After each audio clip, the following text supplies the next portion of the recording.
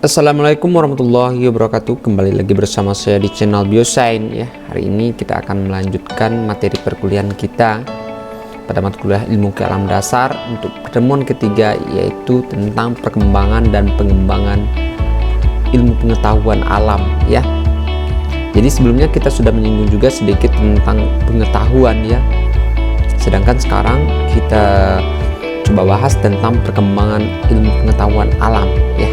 Oke, kita lihat capaian pembelajaran pada pertemuan kali ini ya. Bahan kajian yang akan kita bahas pada pertemuan kali ini yaitu tentang metode ilmiah sebagai dasar ilmu pengetahuan alam, kemudian perkembangan dan pengembangan ilmu pengetahuan alam ya. Itu ada 2 poin yang akan kita bahas pada pertemuan kali ini. Oke, yang pertama tentang seperti yang saya sampaikan tentang metode ilmiah dan sebagai dasar ilmu pengetahuan alam ya. Sedikit kita bahas sedikit tentang syarat suatu dikatakan ilmu pengetahuan itu tentu ada syaratnya. Apa syaratnya? Ada 4 syaratnya. Yang pertama adalah objektif, metodik, sistematik ya, berlaku umum. Itu 4 syarat yang harus ada di suatu ilmu pengetahuan ya, baik itu sains, teknologi atau yang lainnya. Itu secara ilmu pengetahuan itu harus teruji pada 4 objek itu ya, objek kajian itu ya. Yang pertama kita lihat dulu ya, apa itu objektif ya. Objektif itu tentu sesuai dengan objeknya ya. Kita mengatakan suatu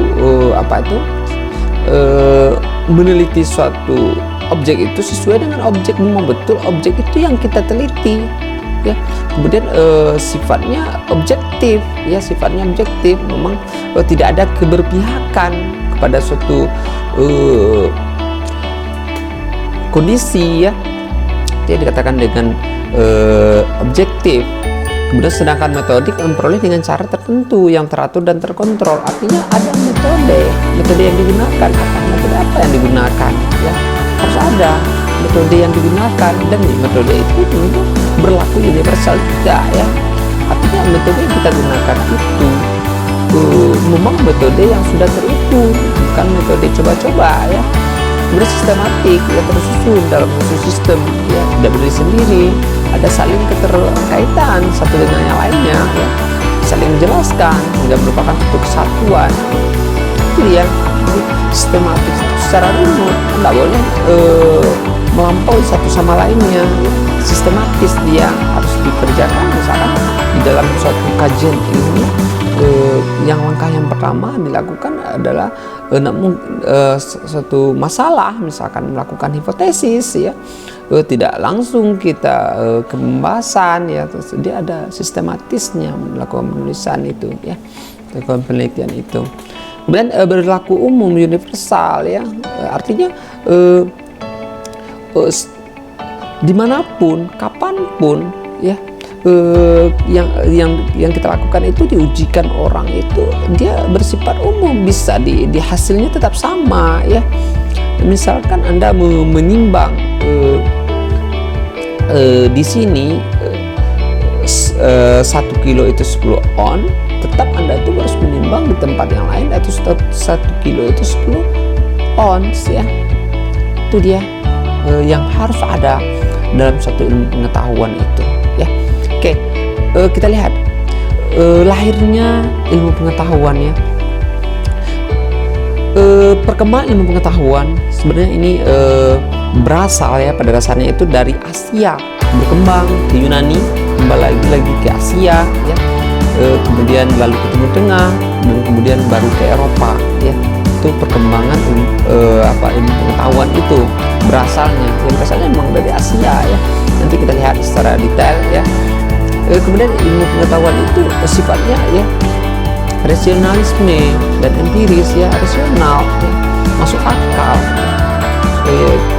yang dikembangkan sebagai ilmu pengetahuan maju dengan pesat. Perkembangan ilmu pengetahuan perkembangannya sangat pesat sekali. Kemudian ilmu dipikirkan untuk kesejahteraan manusia ya. Sifatnya ilmu pengetahuan itu tujuannya untuk kesejahteraan ya, dengan berbagai cabang ilmu yang dihasilkan sampai berbagai macam ilmu terapan yang dihasilkan, itu tujuannya untuk kesejahteraan umat manusia ya. Dengan adanya ilmu pengetahuan itu muncul berbagai industri revolusi ya, muncul terhadap kebutuhan umat manusia itu kebutuhan pangan dan kebutuhan yang lainnya itu sangat penting sekali dikaji ya. Kemudian berbagai teknologi, dengan lahirnya ilmu pengetahuan itu berbagai bioteknologi, elektronika, muncul berbagai kebutuhan hidup manusia yang lain ya, berkembang ilmu pengetahuan itu ya, merambah ke berbagai aspek yang lainnya. Oke, kita lihat yang pertama tentang perkembangan ilmu pengetahuan itu ya. Yang pertama itu berasal dari Asia ya, berasal dari lembah sungai Indus ya, dimana di sana manusia itu hasil temuan yang diperoleh itu pada zaman itu manusia itu sudah mampu ya membuat gambaran hewan dan tulisan yang sampai sekarang belum diketahui maknanya apa ya. Itu pada zaman itu sudah ada tulisan yang berupa gambaran anak hewan, tapi sampai saat ini masih diteliti apakah gambar itu sebenarnya ya, gambar apa juga sebenarnya ya. Kemudian orang itu baru menduga-duga gambar dan tulisan itu sama maknanya dengan piktograf ya, sedangkan gambar dan tulisan itu dibuat dari tanah liat yang dibakar ya.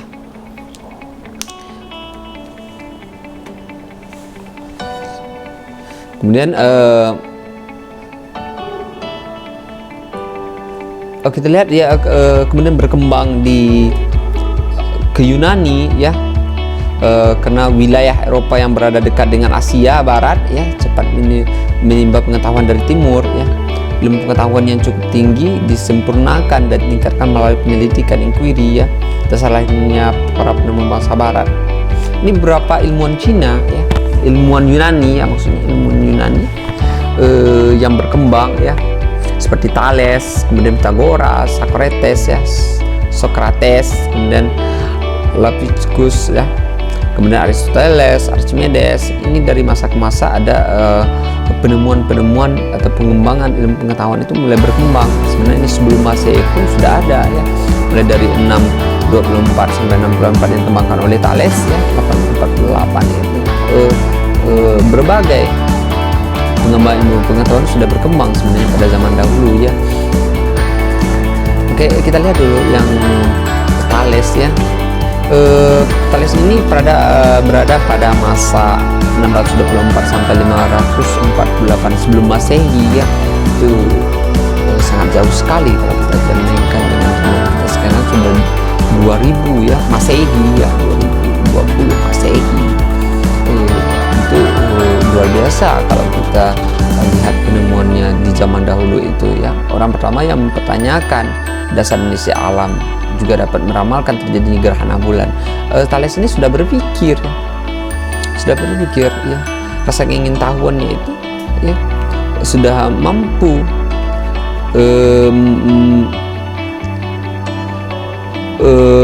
memberikan gambaran tentang kondisi alam itu seperti apa, dan dia juga dapat meramalkan terjadinya gerhana bulan ya.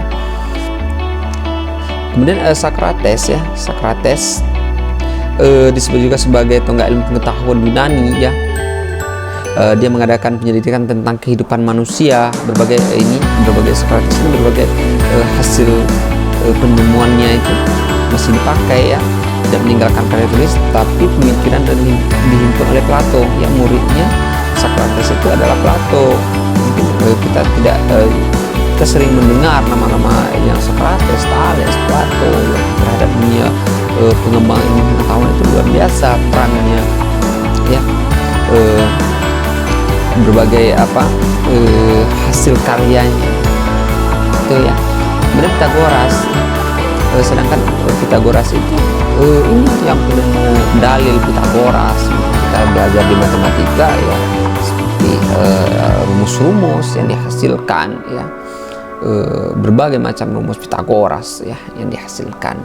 kemudian menunjukkan hubungan nada dengan senar, kemudian menyelidiki susunan benda segitiga, segi 4 dan segi 5 yang mempunyai sisi sama, menyatakan bahwa bumi bundar dan mengelilingi matahari. Ya, ini udah pada zamannya udah luar biasa sekali ya. Pada zamannya ini udah mampu mempetakan bahwasanya memang bumi ini bulat. Pythagoras itu menggambarkan seperti itu ya, bumi yang mengelilingi matahari ya. Tidak terbayang oleh kita bagaimana imajinasi pengetahuan mereka tentang ilmu pengetahuan itu sudah mulai berkembang ya. Ya, kemudian mereka sudah membuat lembaga pendidikan Pythagoras ya, dunia pengetahuan. Selanjutnya Leucippus ya, masih sebelum Masehi, 450 sebelum Masehi, itu penemuan atom ini. Orang kimia ini tidak lupa ya, dengan teori penemuan atom ya. Dengan membuktikan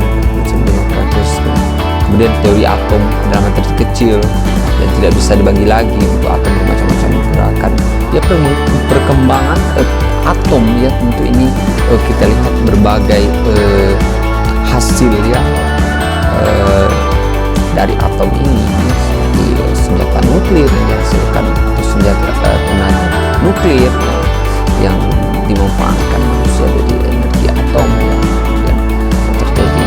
Yang tidak heran, tidak dari pemikiran kita terjadinya bom atom ya di Hiroshima dan Nagasaki ya. Itu luar biasa. Kalau kita berbicara tentang atom ini ya, orang kimia ini sangat paham betul ya, tentang pemahaman tentang atom ini. Kemudian pengembangan ini Aristoteles ya, sebenarnya masih sebelum Masehi juga mikir yang luar biasa ya. Kalau orang biologi ini sangat dekat sekali sama Aristoteles ya. Ini berasal tentang teori biogenesis dan abiogenesis ya. Ini sangat kental sekali. Sebenarnya tidak hanya di biologi, berbagai macam kajian ilmu mereka juga ini filosofi, boleh dikatakan seperti itu ya, dasar ilmu ya. Dia berpikir masalah sosial, logika dan metafisika, filsafat, dengan naturalis ya, menyelidiki geologi, terdapat anggapan alam dengan sendirinya ada di alam spontan ya. Sedangkan perlu diketahui perkembangan sejak telur sampai ayam dari perkembangan. Kemudian Archimedes ya, itu lebih maju lagi, dimulai masih sebelum Masehi dengan menggunakan cara empiris, pengalaman dan percobaan. Ini termasuk juga sebagai ahli matematika atau fisika, mekanika ya, melakukan banyak hukum. Mungkin barangkali di fisika kita Archimedes, hukum Archimedes di matematika, fisika itu lebih dekatnya ya, berbagai penemuannya ya. Kemudian ilmu pengetahuan itu berkembang ke bagian timur tengah ya, pada abad pertengahan ini setelah Masehi ya, di daerah Arab ya. Dan banyak para ilmuwan di sana ya, seperti Khwarizmi ya, Nirezi ya, kemudian Sabit Ibnu Qurrah Ar-Razi ya, Ibnu Sina, Ibnu Rashid ya, Rashid Az-Zahrawi, Ibnu Bahtiyar, Ibnu Asma ya. Di Timur Tengah itu banyak ya pakar-pakar Islam ya, seperti Ibnu Sina mungkin barangkali di bidang kedokteran ya, yang sering kita dengar namanya. Seperti ini kan kita lihat hasil karyanya ya. Karena seperti yang pertama ya, 850 Masehi ya, karyanya yang berjudul Al-Farq wal Muqabalah. Itu isinya tentang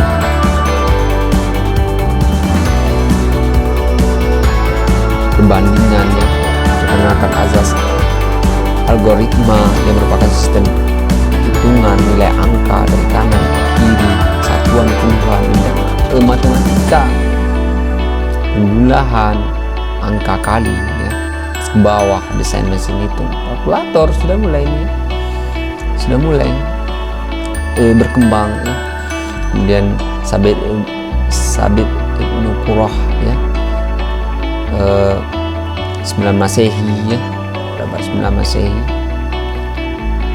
tentang waktu matahari ya, kita kenal dengan Samsiah ya, yang namanya setahun 360 hari 5 jam 49 menit 1 detik. Bagian ini perkembangan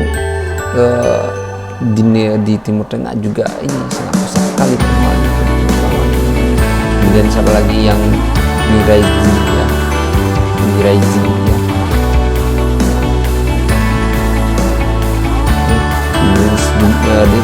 menulis beberapa sejumlah buku tentang cuaca, iklim, serta tentang bintang, membuat alat bantu ilmu bintang untuk menggambarkan gerak benda langit, untuk mengukur jarak.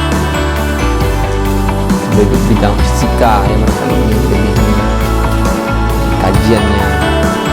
Kemudian Ar-Razi ya, 866 sampai 908 Masehi.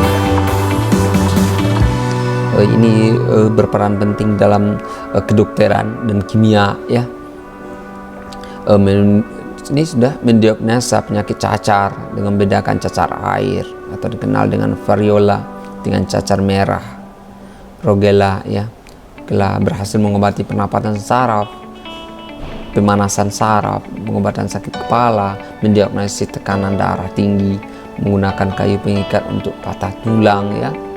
Penemukan air raksa ini luar biasa sekali di bidang kimia dan di bidang kedokteran ya, yang dikembangkan oleh Ar-Razi ya, sebagai acuan dari perkembangan pengetahuan yang di bidang kedokteran yang saat ini masih terpakai ya, konsep-konsep yang luar biasa sekali. Kemudian Ibnu Sina yang tidak heran lagi ya, ini luar biasa sekali sampai-sampai ini ya ini ada pakar-pakar dunia sebenarnya ya, yang saat ini masih terpakai mungkin hasil karyanya masih kita kenal ya di dunia ilmu pengetahuan ya. Khususnya ini Ibnu Sina ini di bidang kedokteran ini yang banyak sekali hasil karyanya sebenarnya. Ini salah satunya itu menyatakan bahwa udara merupakan penyalur penyakit ya, dan merintis pengobatan penyakit saraf, neurastenia ya. Kemudian banyak hasil karya yang lain yang karya musiknya ini lebih kurang 170 buah yang telah banyak diterjemahkan dalam bahasa Latin. Kemudian Ibnu Rushd ya, sekitar abad ke-11-an, disebut juga dengan nama Averroes, ada penulis kedokteran umum ya. Kemudian karya bukunya ini sangat banyak sekali di bidang kedokteran Ibnu Rushd ini ya. Kemudian merintis ilmu jaringan tubuh, histologi ya, mungkin histologi, dan bekerja dan berjasa dalam penelitian pembuluh darah yang menyatakan bahwa jika seorang telah pernah terkena cacar maka akan timbul kekebalan tubuh, sistem imun ya. Mereka di sini Ibnu Rushd ini sudah tentang kajian virologi ya, tentang penyakit cacar ya. Karena bahwasanya vaksin kalau biasanya ini ya, kalau tubuh kita memang pernah terserang suatu jenis virus ya tertentu, maka akan menjadi sistem imun bagi kita ya. Kalau kita sudah sembuh, maka jenis virus tersebut tidak mampu lagi untuk menyerang kita lagi. Sudah ada kekebalan tubuh, namun dengan jenis yang berbeda tentu akan memberikan respon lain ya. Kemudian selanjutnya masih pakar Timur Tengah ya, kita bahas tentang Az-Zahrawi ya, prinsip pengetahuan diagnosa dan terapi penyakit telinga, serta pelopor mengenai kulit atau dermatologi. Nah, hasil karyanya ini diterjemahkan diterjemahkan dalam bahasa Yunani. Asalnya sangat banyak sekali ya, bagian pakar-pakar Islam itu. Kemudian Ibnu Bakhtiar ya pada abad ke-12 disebut juga dengan nama ahli tumbuhan, ahli biologi ya, yang melakukan biologi lain ya dalam bidang pengobatan, di bidang pengobatan tumbuh-tumbuhan sebagai obat ya. Ini sangat banyak sekali jenis tumbuhan yang dapat diramu dijadikan obat ya, yang dikemukakan oleh Ibnu Bakhtiar ya, sangat banyak sekali ya. Kemudian selanjutnya Al-Syama ya, merupakan di bidang biologi ya, di bidang kedokteran masih bidang biologi, merupakan sarjana ilmu hewan ya. Kemudian banyak sekali hasil karyanya, peneliti hewan ya, dan perpindahannya dengan berkaitan dengan musim, pengetahuan didasarkan gemaarannya berburu ya, pada dasarnya berpikirnya kebiasaannya dengan berburu, maka tertarik ya. Kenapa suatu hewan itu bisa berpindah dari tempat ke tempat yang lain ya. Kemudian dilanjutkan ya, pengetahuan itu berkembang di Eropa ya, di abad pertengahan. Eropa mengutamakan kehidupan yakni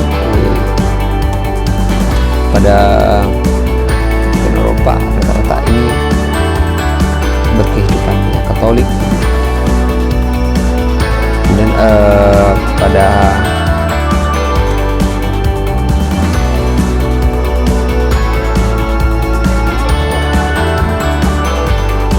sebenarnya bangsa Eropa pada dasarnya dia belajar bangsa Arab, bangsa Barat itu memperoleh pengetahuan itu belajar ke bangsa Arab ya.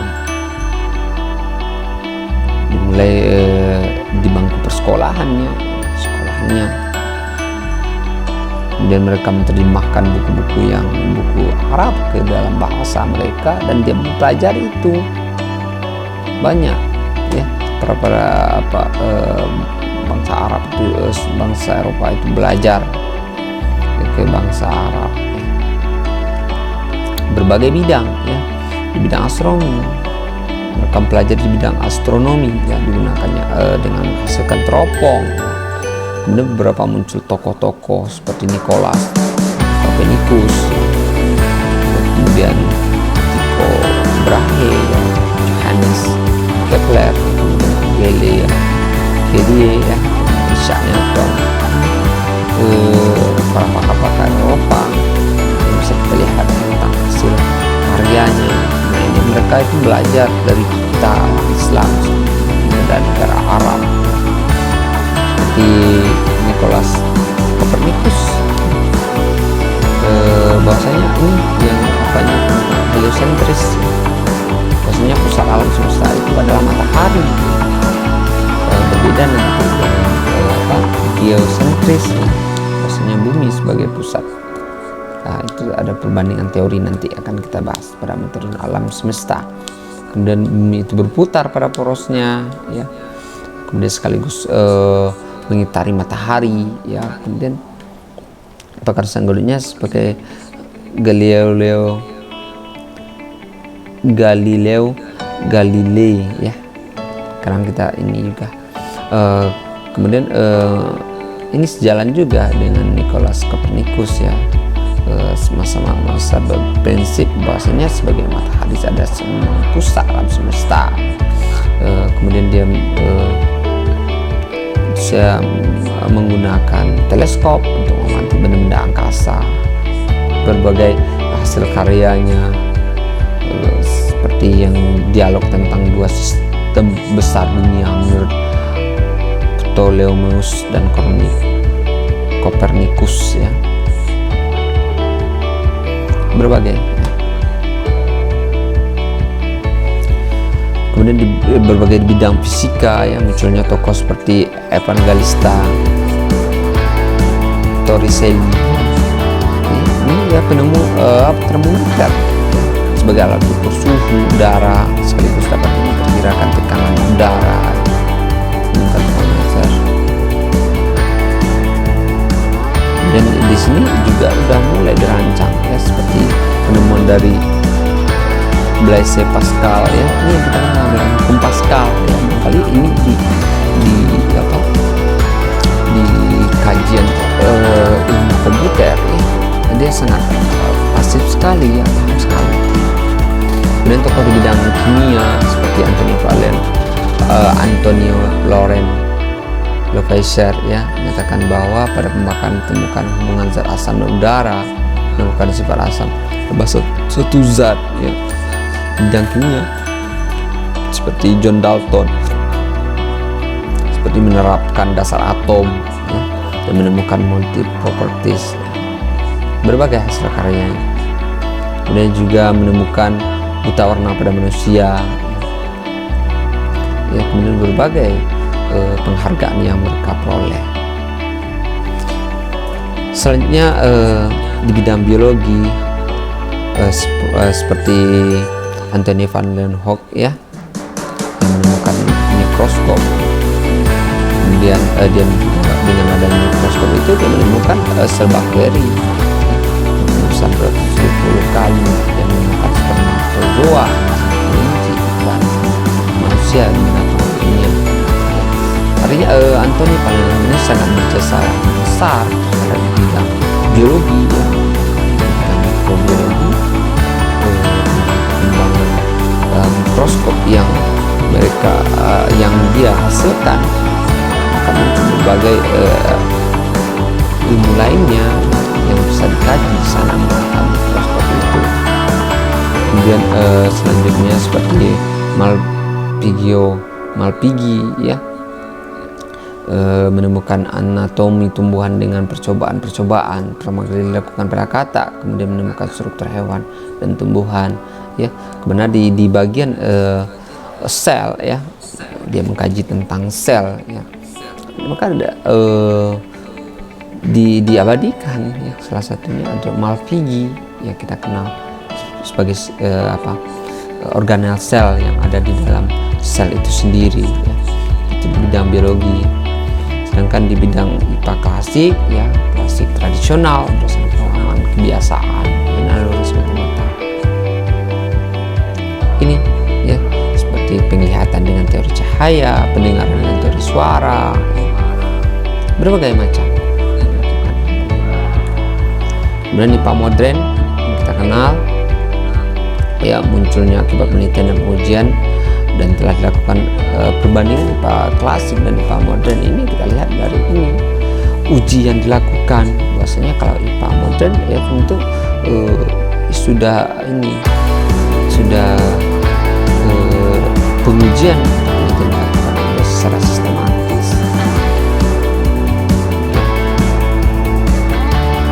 Oke, kita lihat tentang tadi kita telah berbicara tentang sejarah barangkali ya, tentang perkembangan pengetahuan mulai dari Asia sampai berkembang di Eropa. Nah, sekarang kita lihat ilmu pengetahuan itu sendiri ya, tidak terlepas dari metode ilmiah ya. Semua yang aktivitas yang kita lakukan dalam mendapatkan suatu informasi yang valid itu harus dilakukan dengan metode ilmiah ya, prosedurnya harus secara ilmiah ya. Metode ilmiah itu merupakan suatu prosedur untuk mendapatkan suatu pengetahuan yang disebut ilmu ya. Kemudian sedangkan ilmu itu adalah pengetahuan yang didapat dari metode ilmiah ya. Suatu ilmu pengetahuan itu harus diperoleh melalui metode ilmiah ya, tidak boleh tidak ya, harus diuji dulu secara metode ilmiah baru dikatakan suatu ilmu ya. Sedangkan metode itu merupakan prosedur untuk mengetahui sesuatu dengan langkah-langkah sistematis ya, ada urutannya, tidak boleh sembarangan saja metode ilmiah itu. Ada juga yang kita kenal dengan metodologi ya. Metodologi itu merupakan kajian dalam mempelajari peraturan yang terdapat dalam metode. Sedangkan karakteristik pengetahuan yang didapatkan melalui metode ini sifatnya rasional dan teruji, rasional, logis, belum teruji artinya sekarang diujikan, besok diujikan hasilnya sama dimanapun kita berada. hasilnya sama. Itu dinamakan teruji. Jadi siapapun orang yang melakukan pengujian dengan misalnya sama, hasilnya harus sama. Kemudian metode ilmiah itu menggabungkan cara berpikir deduktif dan induktif dalam mengembangkan tubuh dan pengetahuan ya. Berpikir secara deduktif, induktif ya, cara berpikirnya harus ini ya, saling ya. Kemudian pemikiran deduktif itu sifatnya rasional ya dan konsisten. Kemudian cara berpikirnya berdasarkan kebenaran atau teori coherence. Suatu teori dianggap benar bila konsisten dalam berpendapat. Sebelumnya menggunakan pola pikir syllogismus ya. Terdiri dari pernyataan dan suatu kesimpulan. Kemudian cara berpikir secara induktif ya bersifat empiris. Ada fakta-fakta pendukung. Cara berpikir berdasarkan kebenaran dan teori koresponden. Kemudian suatu teori dianggap benar bila materi pengetahuan yang terkandung ya, pernyataan terhadap hubungan objek yang tuju ya, pernyataan tersebut. Sedangkan metode melalui pendekatan rasional empiris secara rasionalnya itu ilmu menyusun pengetahuan secara konsisten aktif. Jadi secara empiris itu membesarkan pengetahuan sesuai dengan fakta dan yang ada. Kemudian pada teori ini harus memenuhi dua syarat utama. Yang pertama harus konsisten dengan teori-teori sebelumnya. Konsisten ada kaitan, ada hubungannya dengan teori-teori sebelumnya. Kalau teori sebelumnya berbanding lurus, tentu hubungannya terus berbanding lurus. Hasilnya ya harus sesuai dengan fakta-fakta yang empiris. Jelas harus cocok dengan fakta-fakta yang empiris. Kemudian kriteria metode ilmiah itu ya berdasarkan fakta jelas ya. Kalau nggak fakta, nggak ilmiah ya. Artinya apa yang diperoleh di lapangan, fakta-fakta lapangan itulah jadikan dasar ya, sebagai data. Kemudian bebas dari prasangka, kemudian tidak ada keraguan yang harus dari hasil tersebut ya. Kemudian menggunakan hipotesis, ada dugaan-dugaannya, ada menggunakan objek analisis, menggunakan teknik kumulatif, nilai ekonomi nominal, penentangan, ranking, itu harus ada syaratnya. Kemudian apa itu hipotesis ya? Hipotesis itu merupakan jawaban sementara terhadap permasalahan yang diuji ya. Biasanya kita atau dikatakan praduga ya. Praduga itu bisa benar bisa salah karena kita belum melakukan suatu pengujian, bisa salah. Kemudian hipotesis itu disusun secara deduktif mengambil premis-premis yang sudah diketahui sebelumnya ya. Kemudian hipotesis dapat diajukan sebanyak-banyaknya sesuai rasionalisme yang di pluralistik ya. Artinya kita boleh berhipotesis lebih dari satu ya, kemungkinan-kemungkinan apa yang terjadi sebenarnya ya. Hanya sebenarnya secara keseluruhan hipotesis itu hanya diterima satu, benar apa salah ya. Misalnya kalau kita mengajukan hipotesis H0 H1 pada penelitian pengaruh pupuk terhadap tanaman ya, berpengaruh atau tidak, H0 kalau H0 tidak berpengaruh, H1 berpengaruh. Jadi salah satunya ya, itu dikatakan. Kemudian secara umum hipotesis dibagi menjadi dua ya. Hipotesis tentang hubungan ya. Hipotesis yang menyatakan hubungan dua variabel atau lebih. Hipotesis ini berdasarkan pada berbagai dasar penelitian korelasi ya. Biasanya kalau kita ini kaitannya dengan penelitian lapangan ini barangkali di ilmu sosial ya. Ilmu sosial tentu bisa diberikan contoh ketika yang lain. Kemudian hipotesis tentang perbedaan ya, menyatakan adanya perbedaan dalam variabel ya, tentu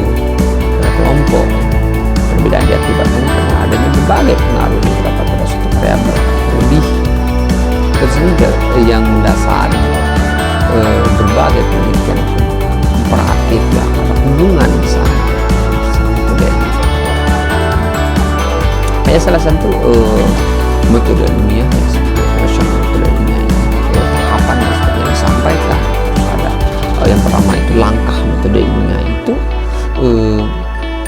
yang pertama itu harus melakukan perumusan masalah ya, perumusan masalah. Dari perumusan masalah menyusun kerangka berpikir dan pengajuan hipotesis, kemudian merumuskan hipotesis, kemudian mengajukan hipotesis, kemudian menarik kesimpulan, baru nanti ya seperti gambar ini. Yang pertama permasalahannya apa ya, permasalahannya seperti ini berdasarkan hasil observasi. Berdasarkan observasi lampu bola baterai yang lampu senter yang tadi kemarin, muncul pertanyaan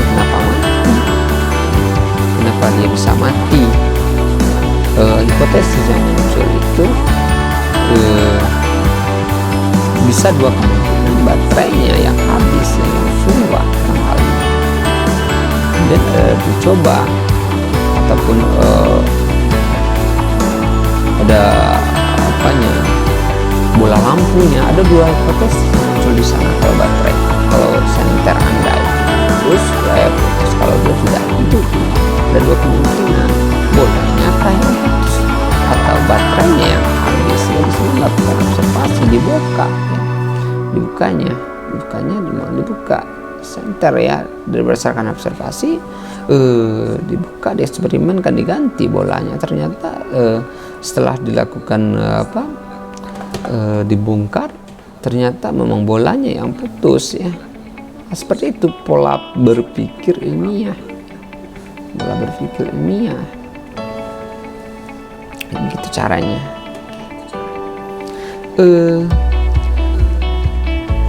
Kita ketahui bahwasanya metode ilmiah itu tentu ada batasan-batasannya, tidak selalu bisa terpecahkan.